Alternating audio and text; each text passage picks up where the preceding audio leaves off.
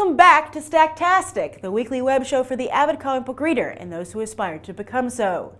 Today, my review of DisneyXD's brand new Hulk Agents of Smash, which debuted here in the United States on Sunday. Find out what made me laugh and what made me angry. Plus, as always, my recommendations of what comics to pick up or download this week. Let's get started. So apparently, it's really hard to make a good animated series because nobody seems to be able to do it. After a disappointing debut for DC Nation's Beware the Batman, which, by the way, is borrowing Greg Rucka's brilliant but criminally overlooked Sacha Bordeaux storyline for Katana, wonder if they'll keep the romance part 2, now Marvel Universe similarly disappoints with Hulk Agents of Smash. And Smash is a great way to describe the storytelling style on this show, as it's nothing but a heavy barrage of action and one-liners. Now sure, a few of those one-liners made me laugh, especially when Rick Jones told that actress his muscles would still be there when she woke up. And I love a good action scene as much as the next comic book fan.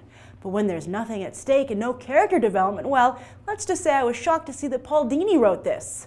All I can think is that he's following Suit's orders and that they want to let Joss Whedon exclusively handle any character development in the Marvel, non-paper universe. The show also inexplicably keeps some character continuity, such as the Red Hulk, while changing others, such as making She-Hulk a stuntwoman instead of a lawyer. Hello, doesn't anyone at Marvel realize that Dan Slott's She-Hulk series has been a high point for the character? Plus, I don't understand why they've totally done away with Bruce Banner, and in fact, all the Hulk's human alter egos, especially considering Mark Ruffalo's popularity on the silver screen. Not to mention the entire basis of the Hulk is that he's a superhero twist on the classic Jekyll and Hyde story.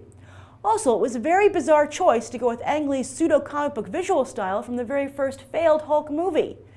Finally, the complete lack of diversity on this show, and all of Marvel and DC's current animated shows, is mind-boggling. I know that it's been tough to induct female fans in the past, but as I just mentioned on Beyond the Trailer, it's been revealed that women now make up 50% of gamers. It was even said that more women play video games than teenage boys. So I'd love to see more than one token female character on a show with the same old brash I can play with the boys personality. After Hulk Agents of Smash, I stuck around to watch a new episode of Avengers Assemble, and I'm pleased to say that this one did a better job in the diversity department, both gender and race-wise. It was also hilarious and surprisingly meta that the subplot of the episode was that the team didn't need Iron Man, but it turns out they totally did. However, once again, the story was all flash and no substance. The Legend of Korra attracts movie-level crowds at Comic-Con and trends on Twitter when it airs. At this point, I'd be cool if at least to start, Marvel and DC just blatantly copied that far superior animated series.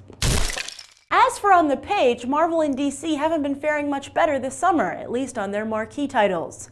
Even so, it would be irresponsible of me not to recommend the first issue of Marvel's big end-of-summer event, Infinity.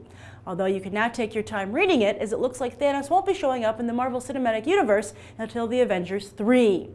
Instead, you can spend your time reading some top-notch indies. The biggest headline is that Saga returns from its hiatus, fresh off of an impressive write-up in Time magazine post-Comic-Con. Also from Image, I recommend East of West number 5. This confusing but beautiful book is beginning to pick up speed, and for some moments in the last issue, it truly shined. It gives me hope that I will be spectacularly rewarded for my loyalty. Notice I didn't say faith. Hickman, if I had a comic book writer as an arch nemesis, it might very well be you. Then Dark Horse is debuting their first Halo comic, Initiation.